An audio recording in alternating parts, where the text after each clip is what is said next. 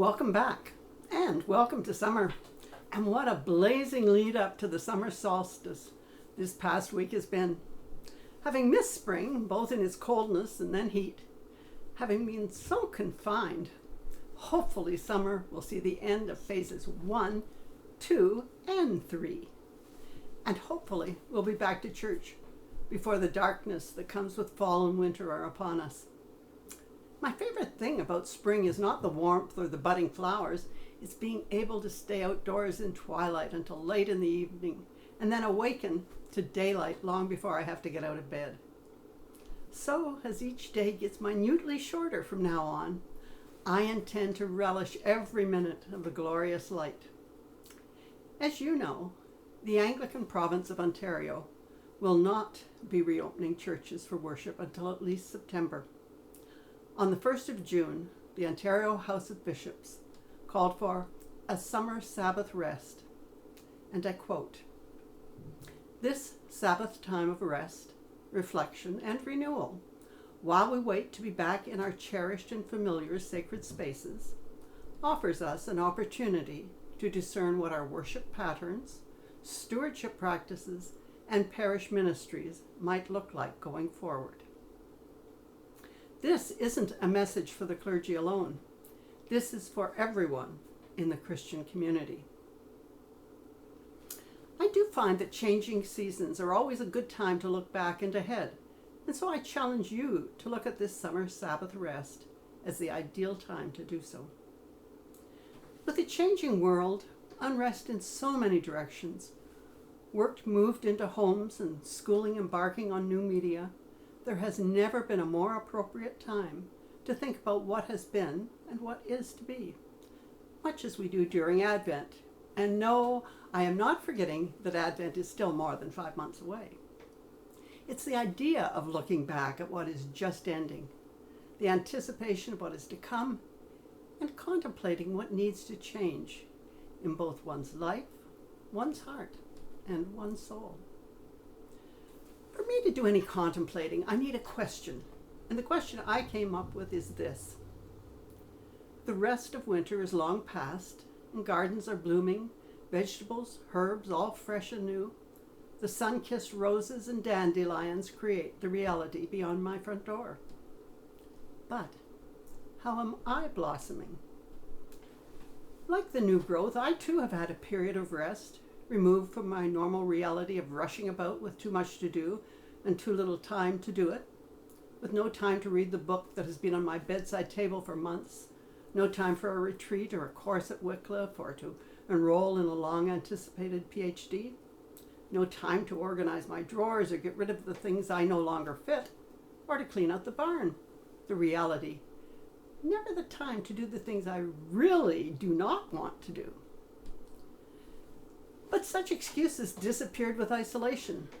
One can no longer say, "Must get off the phone, someone's at the door," or "Sorry, I can't join you, I have an appointment then," or "Family arriving at 5 for dinner, must get moving." I've had time to do things I've wanted to do. I've had time to do things that needed doing.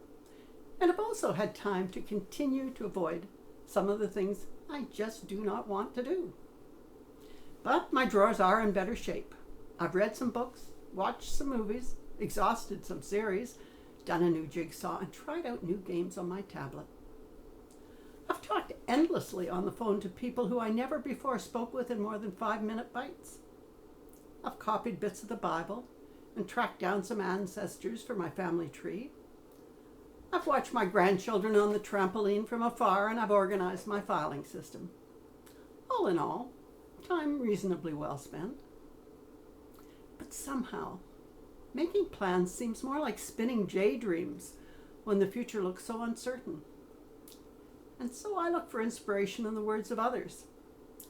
The one that seems most appropriate to the moment comes from Maya Angelou. If you're going down a road and don't like what's in front of you, and look behind you and don't like what you see, get off the road. Create a new path. And for me, it isn't so much that I don't like what's in front of me. I just have no idea what it may look like. And looking back, it's been a good and satisfying life. with successes and failures, joys and sorrows. But the idea of getting off the road and creating a new path, that has the greatest of charm.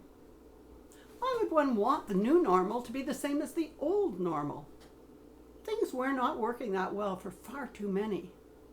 Too many lacked dreams that they could hope to fulfill.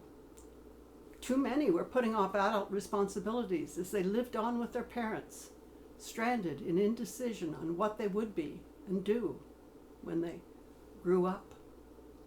Too many young girls had babies in place of degrees. Too often one turned a blind eye rather than turning on a spotlight. So many drugs and deaths and no solution in sight. And the fiscal future looks frightening for the next generation, burdened with the debt in which the politicians have ensnared us. Too many gangs and guns destroying neighborhoods. Too many people living in fear. There is so much that needs to be done. There are so many conversations that need to be had in homes, in churches, in government forums. How are the elderly and handicapped to be cared for moving forward? How can we keep people in their homes? And how can we ensure that everyone has a home? How can we care for those who cannot care for themselves?